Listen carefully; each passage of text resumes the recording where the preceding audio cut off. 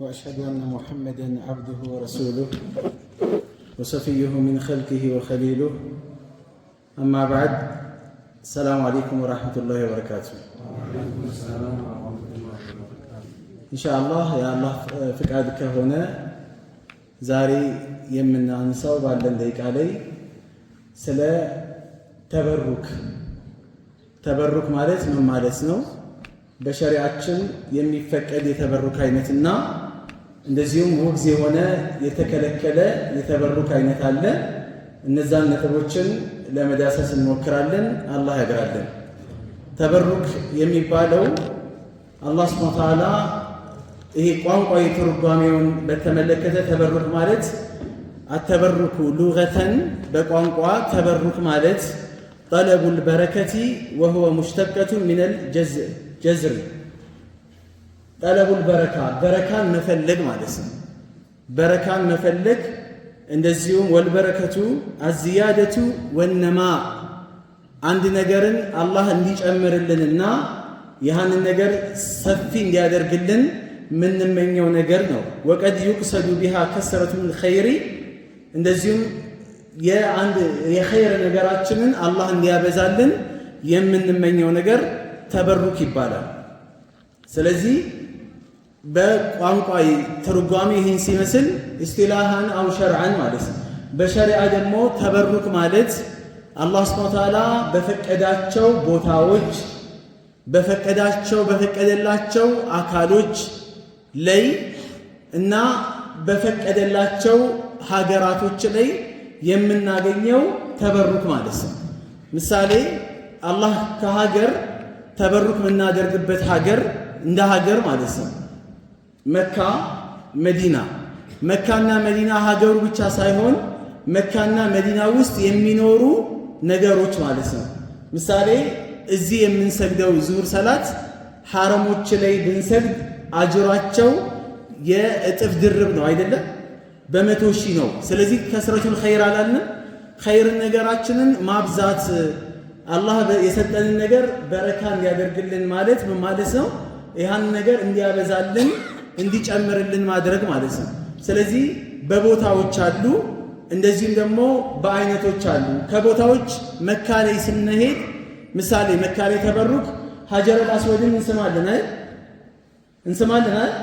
ሀጀረል አስወድን መሳም ተበሩክ ያስገኛል። ተበሩክ አለው። ይሄንን ደግሞ ሀጀረል አስወድን አናመልከውም አንገዛውም። ዑመር ኢብኑ ኸጣብ ሀጀረል አስወድን ሳመና ለውላ ኢነከ ሀጀሩ ላ ተንፈዑ ወላ ተዱር አለ። አንተ ድንጋይ ነህ፣ አትጠቅምም አትጎዳም። ይኸውላችሁ እቺን በደንብ አስምሩበት። ተበሩክ የምናደርግበት ነገር ይጠቅማል ይጎዳል የሚለው ነገር ውስጥ አንገባም። ጠቃሚ ማን ነው? ጎጂው ማን ነው? አላህ ነው። ስለዚህ ምን አለው ዑመር? አንተ ድንጋይ ነህ፣ አትጠቅምም አትጎዳ። ለውላ ረአይቱ ነቢይ ሰለላሁ ዐለይሂ ወሰለም ይቀቢሉከ ማቀበልቱከ። ነቢዩ ሲስሙ ባላይ ኖሮ እኔም አልስምህም ነበር አለ።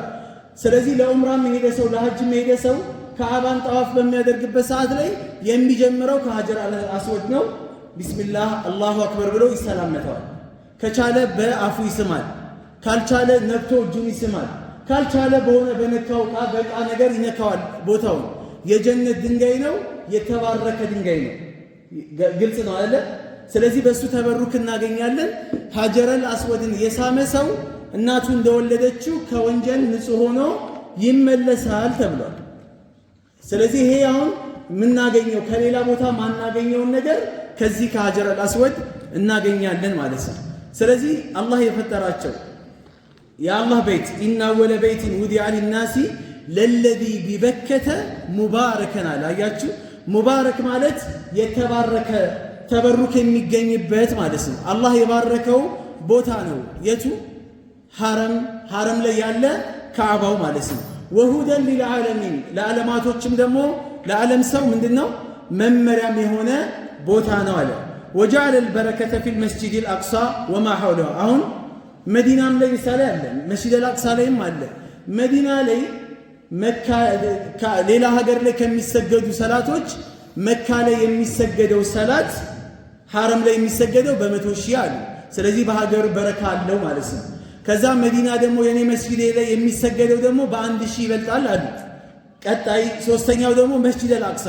መስጂድ አልአቅሳን አላህ የባረከው እንደሆነ ማስረጃው ሱብሓነ አለዚ አስራ ቢዐብዲሂ ለይለን ሚነል መስጂዲል ሐራም ኢለል መስጂዲል አቅሳ አለዚ ባረክና ሐውለሁ ሊኑሪየሁ ሚን አያቲና ይላል። አቅሳንም በዙሪያውን ደግሞ በአቅሳ ዙሪያን ያለውን አላህ ምን አድርጌዋለሁ አለ?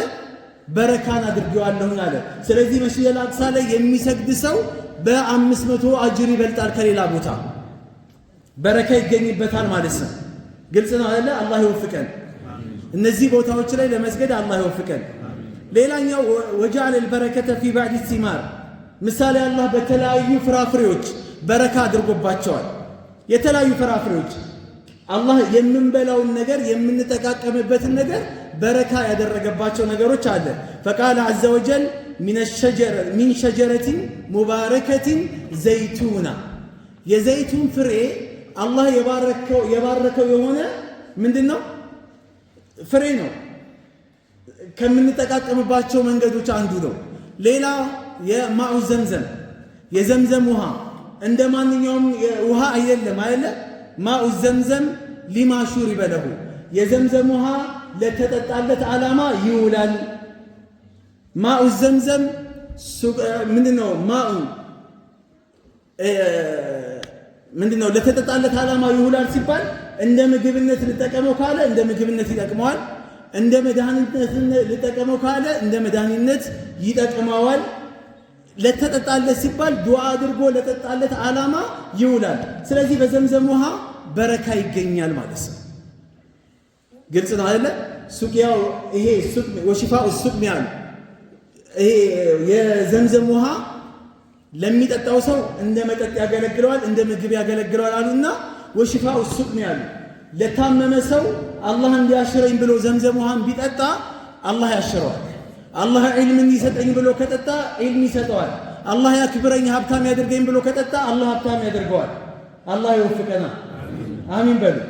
ይሄም በረካ የሚገኝባቸው ሌሎች መንገዶች ናቸው ማለት ነው። ሌላኛው ተበሩክ የሚባለው ነገር፣ ተበሩክ ወይም ደግሞ በረካን መፈለግ የሚባለው በሸሪዓችን ሙሉ በሙሉ ሽርክ የሆኑ አሉ፣ የማይፈቀድ የሚፈቀዱ አሉ። አሁን ያየናቸው በሙሉ የሚፈቀዱ ናቸው። ምሳሌ በሰው ስናመጣ እንደ ሀገር እንደ መጠቃቀሚያ እንደ ምግብ አየን አይደለ? በሰውኛ ስናመጣው በሰው ላይ ተበሩክ የሚደረገው በአሽረፈል ኸልቅ በነቢያችን አለይሂ ሰላቱ ሰላም ብቻና ብቻ ነው። በደንብ አስምሩበት። ተበሩክ በነቢዩ ብቻ ነው። ይሄንም ደግሞ ሶሃበተል ኪራም በነቢያችን አለይሂ ሰላቱ ሰላም ተበሩክ ያደርጋሉ። በምን? እናታችን አይሻን ስንሄድ እናታችን አይሻ የነቢዩን ላባቸውን ትጠርግና ላባቸውን ትለቀለቀው ነበር፣ ትቀባባው ነበረ። ከዛ በኋላ ሚስክ ከሚባለው ሽቶ የባሰ ያውዳል፣ በጣም ጥሩ ሽታ ነበረው ትላለች። አነስ ብኑ ማሊክ የነቢዩን እጅ መዳፋቸው ላይ በረካ ያደርጋል፣ ይጨብጣቸዋል። ከሐር የለሰለሰ ልስላሴ ነበረው ይላል። ከሐር የበለጠ ልስላሴ ነበረው። ነቢዩ አለይሂ ሰላቱ ሰላም ምራቃቸውን አንድም ቀን መሬት ጠብ ብላ አታውቅም። የነቢዩ ምራቅ ሶሃቦች ያህን ምራቅ ልክ ነቢዩ ሲተፉ ይጠብቁና እንደ ኃይለኛ በረኛ ይወረወሩና ምራቃቸውን አፈፍ ያደርጉታል። ከዛስ ምራቁ የደረሰው ሰው እድለኛ ነው፣ ይለቀለቀዋል። አክታቸው የአላህ መልእክተኛ ሲናፈጡ ንፍጣቸው አንድም ቀን መሬት ጠብ ብላ አታውቅም። ውዱ ሲያደርጉ ውዱ በሚያደርጉበት ሰዓት ላይ በዙሪያቸው ላይ ያሉ ሶሃባዎች የቅተቲላን ሊገዳደሉ እስከሚደርሱ ድረስ በቃ እየተገፈታተሩ የውዱን ውሃ እጃቸው ላይ እንዲደርሳቸው ይመኛሉ። ገባቸው አይደል? ያን የውዱ ውሃ ያገኛሉ፣ ይለቀለቁታል። የነቢዩ ነው አለይሂ ሰላቱ ሰላም። እንደገና ደግሞ የአላህ መልእክተኛ አለይሂ ሰላቱ ሰላም ከዚህ ተጨማሪ አንድ ጊዜ ዋግምት የተደረጉበትን ደም ለኡበይ ጠሩትና ኡበይ ብኑ ከዓብ ድፋው ይህንን ደም አሉት እና የት ልድፋው ሲላቸው ሰው የማይደርስበት ሩቅ ቦታ ወስደህ ድፋው አሉት። እሺ ያለ በማሳጠቢያ ሰጡትና ሊደፋው ሄደ። ይሄ ለኔ ጥሩ አጋጣሚ ነው ብሎ ያን አጋጣሚ ተጠቀመና ሩቅ ቦታ ለሱ ያው ደበቅ አለ ነብዩ እንዳያዩት ሰውም እንዳያየው ደበቅ ያደረገና ግጥም አድርጎት ከዛ ሰሃኑን ይዞላቸው መጣ። ደፋኸው አሉት። አዎ ደፋሁታል። የት ደፋኸው? ማንም ማይደርስበት ቦታ ነው፣ ማንም አይደርስበትም አላቸው። ከዛ አላህ መልእክተኛ ሳይኮሎጂካሊ ሰዎችን ይረዳሉና ለአለከ ሸሪተው ጠጥተኸው ነው አይደል? እያመነታ ይቆጡኛል ብሎ አዎ አለ።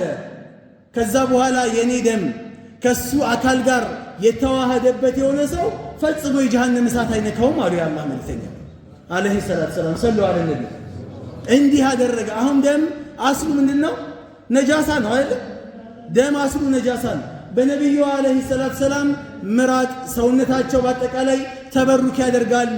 በልብሳቸው፣ በጫማቸው ነብዩ በነኳቸው ቦታዎች በረካ ያደርጋሉ። ይሄ ማለት በምን ላይ ነው? ነብዩ በህይወት ባሉበት ወቅት ነው።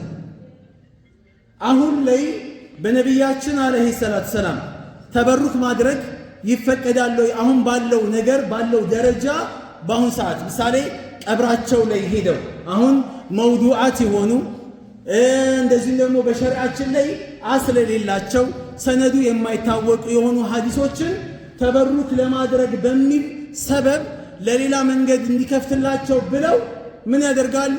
የነብዩን አለይሂ ሰላቱ ሰላም ቀብር አፈር በጥብጠው ጠጥተዋሉ ሷሃቦች ይላሉ። አረ ፋጢማም ጠጥታለች ይላሉ። ወላሂ ውሸት ነው። ማንም ያደረገው የለም። ከነብዩ ከሞቱ በኋላ በቀብራቸው ላይ የተሻሸ ሰው፣ ቀብራቸው ላይ የተንከባለለ የሆነ ሰው፣ ቀብራቸውን መደባበስ ምናምን ነገር ማንም ሷሃባ ላይ አልተገኘም። አሁን ላይ ባለው ሂደት አራቱም ኸሊፋዎች ማነው አራቱም አኢማዎች አራቱም መዝሃብ ይሄንን ነገር ያወግዛሉ። እንመጣበታለን፣ እናያለን። አራቱም መዝሃቦች ምንን ያወግዛሉ? አሁን የነብዩን አለይሂ ሰላቱ ሰላም ይሄ እንትናቸውን ምንድነው ቀብራቸውን አንደኛ አይገኝም፣ አጥር ነው ያለው አይደል? አሁን ስንሄድ እኮ መዲና ላይ አጥር ነው። ሰዎች አጥሩ ልብሳቸውን ያወጡና አጥሩ የታጠረውን እንትን ይለቀልቃሉ ልብሳቸው። ከዛ እሱን ለቅልቀው ይመጡና ቤታቸው እንዲህ አገኘን፣ እንደዚህ ሆንን፣ እንዲሆንን ምናምን ነገር ይላሉ። ይሄ የለም የተከለከለና የተወገዘ የሆነ ነገር ነው። ስለዚህ አምልኮትና ተበሩክና ዒባዳ ሁለቱን ለያይተን ልናየው ይገባል። አምልኮት አላህን እንጂ ማንንም ማንገዛበት፣ ወደ አላህ እንጂ ወደ ማንም ማንሄድበት፣ ይጠቅማል ይጎዳል ምንለው አላህን ብቻ። ልጅ የሚሰጠው አላህ፣ ሀብት የሚሰጠው አላህ፣ ቁዋ የሚሰጠው አላህ፣ ሰላም የሚያመጣው አላህ። አላሁማ አንተ ሰላም ወሚንከ ሰላም አይደለ? እሱም ሰላም ነው። የሰላም ምንጭ አላህ ነው። ማንም አካል ጋር ሄዶ ተበሩክ ማድረግ ወይም ደግሞ ዒባዳ መፈጸም እዛ አካል ላይ ሸሆች ወይ ድረሱልኝ፣ እንዲህ አድርጉልኝ፣ እንዲህ ሀጃ አለብኝ ብሎ ማማከር አይቻልም። በህይወት እንኳን ቢኖሩ በሚችሉት ነገር ካልሆነ በስተቀር የማይችሉትን ሸሆችን መጠየቅም አይቻልም። በሸሆች ስም ዛሬ ስንቱ ቀይና አልጫ እያባረረ ይበላል። በሸሆች ስም ሸሆች መጀን ይላል፣ ጋርዶ ይቀመጣል። አልሐምዱሊላህ አሁን ጠፍቷል። አብዱልቃድር ጀይላኒ መቼ ነው የሳቸው ቀን የሚባለው? ሮብ ቀን አይደለ? ሰይድና ኑር ሁሴን የሳቸው መቼ ቀን ነበረ? ማክሰኞ። ሰይድና ኸድር መቼ ቀን ነበር የሳቸው? ቅዳሜ። ለነብዩ እንኳን ቀን አልሰጧቸውም እኮ እንደው አያሳዝኑ? ይሁላ ቀን ሲያከፋፍሏቸው ለነብዩ አንድ ቀን የላቸው። የነብዩ ቀን የሚባል የለም። ሰይድና ኸድር አልሞቱም ብለው ሰዎች ይሟገታሉ እስካሁን ድረስ አልሞቱም ይላል። ነብዩ መሞታቸውን ግን አምኗል። የሰይድና ኸድር መሞትን ግን አይቀበልም። እነዚህ አካሎች ሰይድና አብዱልቃድር ጀይላኒ አለይሂ ረሕመቱላህ አላህ ይዘንላቸው ትልቅ ዓሊም ናቸው። ዓቂዳን ተውሂድን ያስተማሩ ናቸው። እንደዚህ አይነት ዝባዝንኬ ተራ ነገር አስተምረው የሄዱ አይደሉም። አሁንም ሰዎች እነሱ ላይ ይቀጥፋሉ፣ በእነሱ ስም ይነግዳሉ፣ በእነሱ ስም ቀብራቸው ላይ ሄደው አምልኮት ይፈጽማሉ። ይሄ በፍጹም የተከለከለ የሆነ ነገር ነው። ልንጠነቀቀው ይገባል ማለት ነው። ሌላኛው ሰዎች ወደ አምልኮት ሷሊሆች ላይ በሷሊሆች ቀብር በሷሊሆች አስክሬን ተበሩክ ማድረግ ይቻላል ወይ? በሷሊሆች ቀብር ላይ ተበሩክ ማድረግ ይቻላል ወይ? باتفاق الأئمة ዑለማዎች በተስማሙበት አይቻልም የሚለው እንትን ይላል። ቅድምም እንደገለጽኩላችሁ አይቻልም የሚለው አሳማኝ ነው። ምክንያቱም ቅድም አራቱም መዝሃብ እነ ኢማሙ ሻፊዒ፣ ኢማሙ ማሊክ፣ ኢማሙ አሕመድ እነዚህ ኢማሙ አሕመድ ኢብኑ ሐንበል ሌሎችም ዑለሞች በዚህ ጉዳይ ላይ ክልክል ነው ይላሉ። ወደ ሷሊሆች ሰዎች እንዲሄዱ የሚያደርጋቸው ሰበቡ ምንድነው? ሷሊሆች እርሶም መጀን እንደው ተቸግሬያለሁ እርዱኝ የሚሉበት ሚስጥሩ ምንድነው? ዛሬ ጀናዛቸውን ተሸክመን ጀናዛቸውን ከመሸከማችን በፊት እንደው ፈክሩ እስቲ ራሳችን የለበሱትን ልብስ ማውለቅ ያልቻሉ ሰዎች አውልቀን ልብሳቸውን አጥበናቸው ከፍነናቸው ከዛ በኋላ እንደገና ሰላተል ጀናዛ ሰግደንባቸው ቀብር ውስጥ ከተናቸው አፈር ላያቸው ላይ አልብሰናቸው ከዛ በኋላ አላህ ይዘንላቸው ብለን ዱዓ አድርገንላቸው በሚቀጥለው ሳምንት መተን ደግሞ ሸሆች ወይ እባክዎ ድረሱልን ያስኬዳል። እንደው ምን አይነት አቅላችን ምን ያህል እንደተዘጋ ነው የሚያሳየው። ኡማው ምንም የሚያውቀው ነገር የለም። ሟቹም አካል የሚያውቀው ነገር የለም። ማን ነው ተጠቃሚ በዚህ መሃል ላይ ካላችሁ ወላሂ ለመገበር የሚመጡ ሰዎች አሉ አይደለ? ሸሆች ቀብር ጋር ብለው ሲል በጊዜው ይመጣሉ። ስለዚህ በግ ያገኛል። በአሁኑ ሰዓት በግ 10 ምናምን ሺህ ብር ነው አግኝቶ ይመጣል። መኪና ራሱ እኮ ጀባ ሚል እኮ አይጠፋም እኮ። ሀብታም የሚሆኑ ብዙ ሰዎች ሀብታም መሆን የሚፈልጉ ባለ ሀብቶች አሉ፣ ሀብት ላይ ሀብት መጨመር የሚፈልጉ። የሸሆችን ስም የሚያጠፉት እነዚህ አጭበርባሪ የሆኑ ሰዎች ናቸው። ሙሪድ የሚባሉ ማለት ነው። አላህ አዋርዳቸው ነው። እነዚህ ናቸው ሽርክን የሚያስፋፉት። ሸሆች አክብሩኝ አላሉም። የኔን ቀብር ተገዙ አላሉም፣ አላዘዙም። ያዘዘ አካል ካለ ጣዖት ነው እሱ ራሱ እኮ። አምልኩኝ ብሎ ጥሪ ያደረገ ሲመለክ ዝም ያለ ሰው ወደ አምልኮት ግፊት ያደረገ ሰው በአፉ ባያወጣም ይሄ ሰውዬ ጣዖት ነው፣ ከአላህ ውጪ የሚመለክ አካል ነው። ስለዚህ ኢነኩም ወማ ተዕቡዱነ ሚን ዱኒላህ ሐሰቡ ጀሃነም አንቱም ለሃ ዋሪዱን፣ እናንተም የምታመልኳቸውም ሰዎች ተያይዛችሁ ጀሃነም ትገባላችሁ ብሏል። አላህ ይጠብቀን። ሰዎች እነሱ ለማምለክ የሚያደርጋቸው ነገሮች አንደኛው አልሙባለገቱ ፊል መሻዒር፣ በእነሱ ጉዳይ ላይ በእነሱ ዙሪያ ላይ ባሉ ነገሮች ላይ ሙባለገ ድንበር ማለፍ ነው፣ ወሰን ማለፍ ነው። መጀመሪያ በህይወት እያሉ ከተሰገደላቸው በህይወት እያሉ መጀን ብለው ሰዎች የሚጠይቋቸው ከሆነ በህይወት እያሉ እንደው ጨንቆኛል ድረሱልኝ ሸሆች የሚሉ ከሆነና ይህንን ማይከለክሉ ከሆነ ቀብራቸው ላይ መከልከል አይችሉማ። ገብቷቸዋል። ለነሱ ያለው ፍቅር፣ በዲን ላይ ያላቸው ታማኝነት፣ ለዲን የከፈሉት መስዋዕትነት አንደኛ እነሱ ተበሩክ በእነሱ ይቻላል ወይም እነሱ ላይ ተበሩክ አደርጋለሁ የሚል ሰው መነሻው ይሄ ነው። ከአቅም በላይ የሆነ ውዴታ። ነቢዩላህ ዒሳን ዛሬ ሰዎች ያመለኩት እኮ ተነስተው ቀጥታ ወደ አምልኮት እኮ አልገቡም እኮ ወደዱት። ከዛ በኋላ የውዴታቸው ጥግ ምን አደረሱት? ዒሳ እኮ ያለ አባቱ የተወለደ፣ ያለ አባት መወለዱ ደግሞ አምላክ ያሰኘዋል። እናቱ ጌታዋ ናት። ጌታው የእሷ ጌታ እናቱ ነች፣ የዒሳ እናት።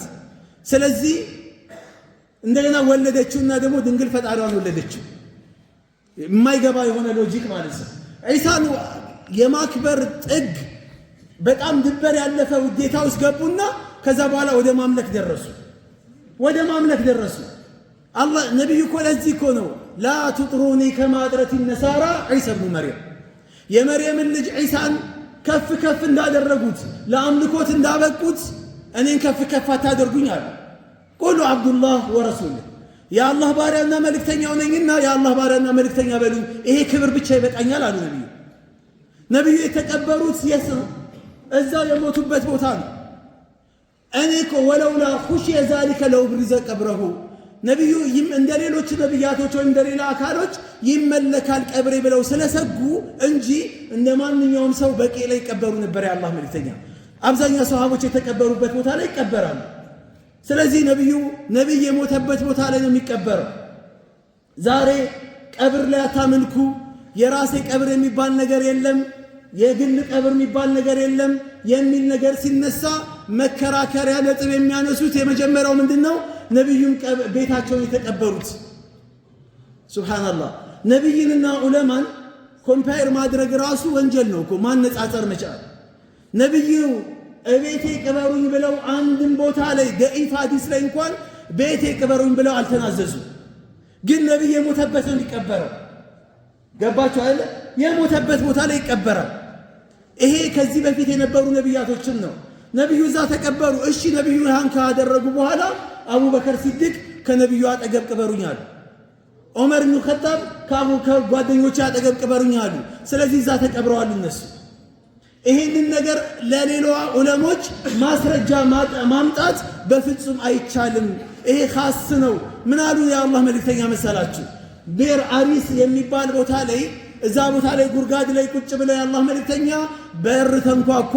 አቡ ሙሳ አልአሽዓሪ በር ጠባቂ ነበረ። እየተንኳኳ ነው አንተ የአላህ መልእክተኛ አላቸው። ክፈትለት አስገባው። ማን ነው? አቡበከር ነው። ክፈትለት የጀነት መሆኑን ንገረው። መጣ አቡበከር ገባ፣ የጀነት መሆኑ ተነገረው። ከነብዩ በቀኝ በኩል ተቀመጠ።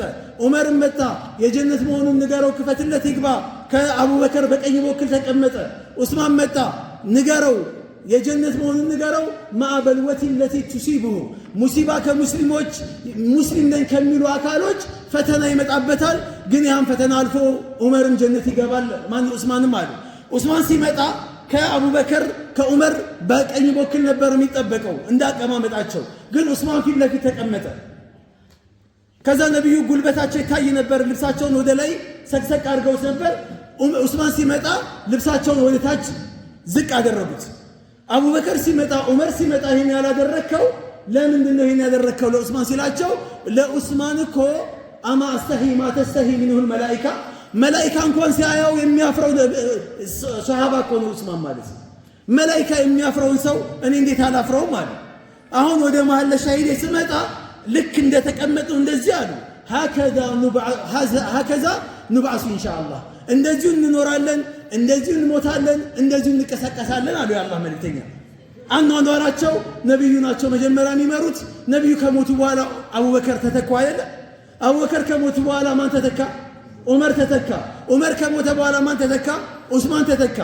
አሁን ቀብራቸውን ስናይ የነብዩ ቀብር አለ። ከዛ በኋላ በቀኛቸው በኩል አቡበከር አለ፣ በቀኛቸው በኩል ዑመር አለ። ዑስማን የት ሄደ? ጉርጋዱ ላይ ከፊት ነው የተቀመጠው። ስለዚህ ዑስማን ይሄን ቀብር ዞር ብለን ወደዛ ዞር ስንል በቂ የሚባል አለ። በቂ የሚባል 10,000 ሷሃቦች የተቀበሩበት ቦታ ነው የተቀበሩት። የብቻ ቀብር ቢኖር ኖሮ ዑስማን ኢብኑ አፋን ለብቻው ቀብር ያስቆፍር ነበር። እናታችን አይሻ ለብቻዋ ቀብር ታስቆፍር ነበረ። የለም። አልহামዱሊላህ አሁንም ሙፍቲ ላይ የሚዋሹ የሚቀጥፉ የነበሩ ሰዎች አልহামዱሊላህ ትላንትና መግለጫ ወጥቷል ከመጅሊስ። ያም መግለጫ ምንድነው? 12ኛ የቀብር ስፍራ ተደርጎ ቦታው ተይዟል። አላሁ አክበር። የሙፍቲ ቀብር ተብሎ ለብቻ ተደርጎ የሞተ ሰው ስጋ መብላት ይቀራል። አሁን ስጋ የሚበሉ ሰዎች አላስተኛ ከሞቱ በኋላም በሐሜትና በተለያየ ነገር ሲዘልፉ የነበሩ ሰዎች አሁን ቆሞለታል። መጅሊስ እንደዚህ አይነት ጠንካራ መጅሊስ ነበር የምንፈልገው። አልহামዱሊላህ ይሄን ነገር አሳክቶታል። ከዚህ በኋላ ሙስሊሙ ማህበረሰብ የሚቀበርበት ቦታ ነው። የሙፍቲ ቀብር ብቻ ተብሎ ተከልሎ አይቀመጥም። ገባችሁ አይደል? አሁንም ጥያቄያችን እዚህ ጋር ነው። ይኸውላችሁ ጥያቄያችን አሁንም እዚህ ቦታ ላይ መነሻ የምናደርገው እሳቸው ያደረጉት አላህ ይዘንላቸው። አሚን በሉ። አላህ ይዘንላቸው። ቀብራቸውን ኑር አላህ ያርገው። ቀብራቸውን ብርሃን አላህ ያርግላቸው። የበሳቸው መጀን የሚሉ ሰዎች አሉ። እሳቸውን ድረሱልኝ የሚሉ አሉ። እሳቸውን መነሻ አድርገው ከእሳቸው ውጭ ያሉ ሰዎችን ቀብር ላይ ይኸው እኔ በአይኔ ያየሁትን ነው የምነግራችሁ። ኮልፌ ላይ የኡስታዝ ፈድሉ አንዋር መስጊድ የነበረው ኡስታዝ ፈድሉ አላህ ይዘንለት፣ እሱ ቀብር ላይ አንጽፈው በቅጥቅጥ መኪና ታጭቀው መተው ወርደው ምን የሚያካክል ዙርባ ጫት አጠገብ አስቀምጠው ፈድሉን እየለመኑ ጫት ይበላሉ። ይሄ እዚህ ኮልፌ አዲስ አበባ ላይ ያየነውን ነገር ነው የምነግራችሁ። እኔ ያየሁትን የሰማሁት ወሬ አሉባልታ አይደለም፣ ያየሁትን ነገር ነው የምነግራችሁ። እንደ ይሄ ምን አይነት ወቅት ነው መውረድ ነው? ምን ያህል በኢማናችን በተቋችን ነው የምንጫወተው? ሽርክ እኮ የሽርክ ጉዳይ አላህ ምን የሚደራደርበት ነገር አይደለም እኮ ወላሂ አይደራደርም። አይደለም አንተና እኔ ይቅርና በነብዩ ላይ እንኳን አላህ በፍጹም ለኢን አሽረክተ ለይሕበጠነ ዐመሉከ ወለተኩነነ ሚነል ኻሲሪን አላቸው። በእኔ ብታጋራ ትንሽ ሽርክ ቢኖርብህ ስራህን ገደል አፈር ከድሜ ነው ማበላብህ፣ ከሚከስሩ ሰዎች ጀሃነም ከገቡ ሰዎች ነው መወረውርህ አላቸው እኮ ነብዩ። ወደ ጀሃነም ወረውርሃለሁ አላቸው ነብዩ። አንተ ምን ተማምነህ ነው የምታሻርከው በአላህ ላይ? የሷሊዎች መጀን እንዴ ሲፈልግ ጅብሪል ልጅ ይሰጣል ይልሃል መጥቶ በቴሌቪዥን መጥቶ ጅብሪል ልጅ ይሰጣል። ምንድነው ማስረጃ ካልከኝ ሊአሃበ ለኪ ጉላመን ዘኪያ ብሏል። ሱብሃንአላህ። በአላህ ላይ መቅጠፍ፣ በነቢዩ ላይ መቅጠፍ፣ በኢስላም ላይ መቅጠፍ፣ ሌላ ቦታ ላይ ውሸት የለመደባቸው ሰዎች ያ ውሸታቸውን አላህ ላይ ይዋሻሉ። ጅብሪል ማልኮት የመጣው ምን አለ? ቃል አነ ረሱሉ ረቢክ፣ እኔ ከፊት ያለውን ቁርአን እኮ ቆርጦታል። ከጌታሽ የመጣሁኝ መልእክተኛ ነኝ አላት ለመርየም። ከአላህ የተላኩ መልእክተኛ ነኝ። የመጣሁበት ዓላማ ሊአሃበ ለኪ ጉላመን ዘኪያ፣ ንጹህ የሆነ የተጥራራ ልጅ ሊሰጥሽ ነው። ከዛስ ምን አለች እሷ? ቃለት አና የኩኑ ሊ ጉላሙን ወለም የምሰስኒ በሸሩን ወለም አኩ በግያ፣ እኔ ሴተኛ ዳሪ አይደለሁም፣ ወንድም ነክቶኝ አያውቅም፣ ልጅ ከየት አመጣለሁ አለች። ከዛ ቀጠለ ምን አለ ጅብሪል? ቃለ ወለም አኩ በግያ ቃለ ከዛሊከ ቃለ ረቡኪ ሁወ ዐለየ ሀይ፣ እንደዚሁ አላህ ያለምንም ነገር ያለምንም ሰበብ ልጅ መስጠት የሚችል አምላክ ነውና ልጅ ይሰጥሻል አላት። ከኋላም ያለውን ቆረጠው፣ ከፊትም ያለውን ቆረጠው። ለመርየም ዒሳን የሰጣት ማን ነው? ጅብሪል ነው አለ። ጅብሪል ልጅ መስጠት ይችላል? እንኳን ልጅ መስጠት ይቅርና ያለ አላህ ትእዛዝ ከሰማይ ጠብ ማለት መውረድ አይችልም ጅብሪል ወይ ለምንድን ነው እንደ በፊቱ ማትወርደው ማዘይረኝ ብለው ነቢዩ ሲጠይቁት ወማ ነተነዘሉ ኢላ ቢአምሪ ረቢክ፣ የአላህ ፍቃድ ካልታከለበት እኮ መውረድ አንችልም አላቸው ጅብሪል። እንኳን ልጅ ሊሰጥ ይቅርና ሻሆች መጀን ሻሆች ድረሱልኝ። ከዛ በኋላ ሲጠየቁ ለምንድን ነው እንደዚህ የምትሉት? እኛ እኮ አላመለክናቸውም። እኛ ልጅ የሚሰጠው ማን ነው? አላህ ነው። ነገር ግን እሳቸውን ሰበብ እንዲያደርግ ነው። ሰበብ አድርግ ማመለክ ሰበቡ ምንድን ነው? ሰበብ ምንድን ነው? ዱዓህ ነው እኮ ሰበብ። ዱዓ ታደርጋለህ፣ ሰበብ ታሟላለህ። ከዛ በኋላ ከዱዓ ዝም ብሎ ደረቅ ዱዓም የለም።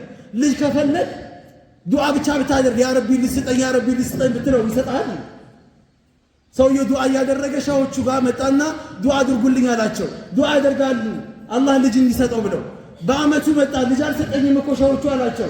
አሁንም ዱዓ ያደርጋሉ። እንዲያው ይሄ ሰውዬ እንዴት ዘገየበት አሉ። ሁለተኛ ዓመት መጣ ሰውየው፣ አሁን አላህ እኮ አልሰጠኝም አለ። አሁንም ጠንከራ አድርገው ዱዓ አደረጉ። ሶስተኛ ዓመት መጣ። ከዛ በኋላ ከነከናቸው። አላህም ቢብሎኝ አያውቅም፣ ዱዓዬን አላህ ይሰማኛል፣ ግን ለምን እንቢ ያለው ብለው ሰውየውን ጠሩትና ኢንተርቪው ያደረጉት። ለመሆኑ አግብተሃል እንዴ አሉት። አረ ሸዎች አላገባውም ማለት አያችሁ። ዱዓ የሚያባክን ሰው አለ። ዱዓ 3 ዓመት ዱዓ ስንት አጀር ይወጣበታል። ይሄ ዱዓ የሚያባክን ሰው ምን ታዲያ ኬታም ነው አላህ ልጅ የሚሰጠው? መስጠት አላህማ ይችላል እኮ ይችላል። ሰውየው ሚስቴ ማህፀኗ ተገልብጧል አላቸው። ማህፀኗ ወጥቷል አለ። እሺ ወጥቷል፣ ልጅ መውለድ እንፈልጋለን ግን ዱዓ አድርጉልኝ አለ። ማህፀን ከወጣ እንዴት ልጅ ይመጣል አሉት። የለም ልጅ ማያዣ እኮ መሸከሚያው ማህፀን ነው አለ። አላህ ከፈለገስ አላቸው ለሸሆቹ። ምርጥ ሸህ ነበሩና አላህ ከፈለገማ አንተንም ያስወልድሃል አሉት። እንዲህ አይነት ተወኩል የለም አለ። እንደዚህ አይነት ተወኩል የለም። እንደዚህ አይነት ተወኩል ደረቅ ተወኩል ይባላል። ይሄ ተወኩል ሳይሆን ይላሉ ዑለሞች ተዋኩል ነው የሚባለው ይላሉ። ገባችሁ አይደል? በአላህ ላይ መጥፎ ጥርጣሬ እንዲያድርብህ ማድረግ ማለት ነው። ሰዎች መጥፎ ጥርጣሬ እንዲያድርባቸው ማድረግ ማለት ነው። ስለዚህ በነብዩ አለይሂ ሰላም በአሳሪ ነብዩ ሰለላሁ በነብዩ ፋናዎች ተበሩክ አንድም ሷሃባ አላደረገም። ተበሩክ በነብዩ ብቻ ነው ሲባሉ አይ አልዑለማ ወረሰቱል አንቢያ፣ ዑለሞች የነቢያቶች ወራሾች ናቸውና በእነሱ ተበሩክ ይደረጋል። ታዲያ ወረሰቱል አንቢያ አዎ የነቢያቶች ወራሾች ናቸው። ነቢያቶች ያወረሷቸው የራሳቸውን ተበሩክ አይደሉም። ኢነማ ወረሱል ዒልም ያስወረሱት ዑለሞችም የወረሱት ምንድነው? ዒልምን ነው፣ ዕውቀትን ነው። ከዑለሞች ዕውቀትን ያዝ። ዑለሞች ላይ ተበሩክ አለ የሚባል ነገር ቅጥፈት ነው፣ የለም። ግን ሂዳ አንድ ዑለማ ጋር ካንተ የሚሻል ሰው ጋር ያ ሸኽ ዱዓ አድርጉልኝ ቀልብ ይደርቋል፣ ልጅ እንዲህ ብሎኛል ዱዓ አድርጉልኝ ትላቸዋለህ እንጂ በእርሶ መጀን ልጅ አላህ ካልሰጠኝ እርሶን እንደ አጥብቄ ይዣለሁኝ እርሶ መጀን ነቢ መጀን የሚባል ነገር የለም። አደራችሁም ይሄ ከባድ ነው። አሁን በነቢያችን አለይሂ ሰላም በአካሎቻቸው ቅድም አንስተናል፣ ተበሩክ ተደርጓል፣ ሷሃባዎች አድርገዋል። አንድም ሷሃባ የቀረ ማለት የለም ይቻላል። ተበሩክ አድርገዋል። ኻስ በነብዩ ብቻ ነው ተበሩክ። ይመጡና ምን ይሉሃል መሰለ? ምን ይላሉ መሰለ? በነብዩ ብቻ ኻስ ስለመሆኑ ማስረጃ ስጠን ይላል። እኛ በሷሊሆችን መጀን እንላለን። በጣም ብዙ ዒባዳ አላቸው፣ ከኛ ይሻላሉ፣ ብዙ ትልቅ ደረጃ ላይ ያሉትና እሳቸውን መጀን እንላለን ሷሊሆችን። ስለዚህ በነብዩ ብቻ መሆኑ መረጃ እንፈልጋለን ይላል። መረጃው ምን መሰላችሁ? መረጃ በነብዩ ኻስ ብቻ የሆነ ነገር ኻስ ባይሆን ኖሮ ከነብዩ በኋላ ከአቡበከር ከነብዩ ቀጥሎ እንደ አቡበከር አላህ የፈጠረው ኸልቅ የለም። በአቡበከር በህይወቱም ይሆን ከሞተም በኋላ በአቡበከር ሰውነት፣ በአቡበከር ልብስ፣ በአቡበከር የሆነ ነገር ተበሩክ ያደረገ አንድም ሶሃባ የለም። ወላ ምን ሰለፍ ወላ ምን الخلف ከሰለፎችም ከኸለፍም አንድም አልተገኘም። ከአቡበከር ቀጥሎ ማን ነው? ዑመር ነው። ከዛ ዑስማን ነው። አንድም ማስረጃ አምጡ፣ የለም ማስረጃ። ስለዚህ በነብዩ ብቻ ነው። ነብዩ አለይሂ ሰላም ሁሉ ነገራቸው በረካ አድርጎ አላህ የፈጠራቸው። ዑለሞች ለምን እንደዚህ አልሆኑም አትበል፣ ዑለማን አክብር፣ ድንበር ግን አትለፍባቸው። ዛሬ ባለፈው አይተናል። ሙፍቲ አላህ ይዘንላቸውና እሳቸው አስክሬናቸው ያረፈበት ጣውላውን እያሻሹ ሲለቀለቁ ፊታቸውን ሰውነታቸው ሲደባብሱ አላያችሁ? ሶሻል ሚዲያ ላይ ምንድነው ጣውላ? ይሄ ሰውዬ ጣውላ ሆኖ ይቀራል እንጂ ምንም ያገኘው ነገር የለም።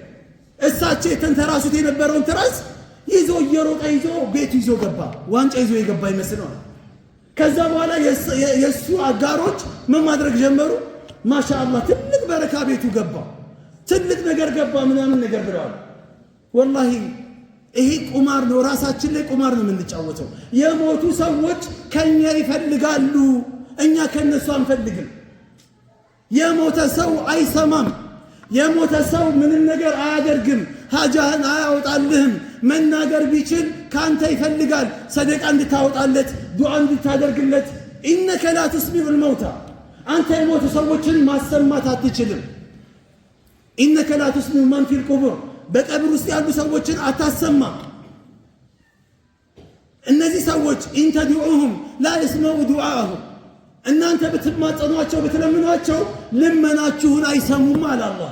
ወኢን ሰሚዑ ወለው ሰሚዑ መስተጃቡ ለኩም፣ ቢሰሙ እንኳን አይሰሙም አለና አላህ። ቢሰሙ እንኳን ጥሪያችሁን አይመልሱላችሁም አለ አላህ። የሞተ ሰው ሞቷል። ካንተ ግን ብዙ ነገር ይፈልጋል።